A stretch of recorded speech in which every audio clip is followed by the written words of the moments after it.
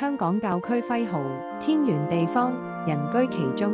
徽號設計用了圓形線條象徵天，方形線條象徵地。這符號超越地域與時空，遠至東方古聖先賢說的中國哲學，近至西方文藝復興時期Leonardo da Vinci 的 Vitruvian Man 都可看到這象徵符號。設計用這天圓地方線條來表達香港這融合東西的獨特性。正方形中的三角線條象徵人，包含天主創造的萬物。徽號設計的圓形、方形及三角形線條象徵着天地人。正中的十字線代表十字架，是救贖的象徵；而正中的三角形象徵三位一體聖父、聖子及聖神。徽號設計從外到內用了三個正方形，最外的正方形象徵天主教香港教區的願景。細看這是一個不完整但又充實的方形，象徵在這充滿矛盾、衝突與不安的世界中，有着教區的願景，在不完美之中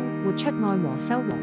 從外到內第二重的正方形代表天主教香港教區的使命，這是一個完整又豐盈的方形，代表着教區的使命，與眾人攜手同行，同甘共苦，傳揚福音。在徽號的最中心是第三重的正方形，這是整個徽號最重要的部分，象徵聖神。細看是一道從天上來的光穿透天窗，象徵聖神臨在我們心內。這道象徵聖神的靈光，表現天主的愛藉着聖神傾注在我們心中，連結天地，使天地人合而為一，引領着天主教香港教區邁向使命的圓滿實踐，以體現共議同行精神。徽號用的主要顏色是紫色，是耶穌被釘十字架前被披黃袍的顏色，謙卑但尊貴，也象徵聖父的愛，藉聖子連結天上人間。線條用的白色代表着純潔，也象徵聖神。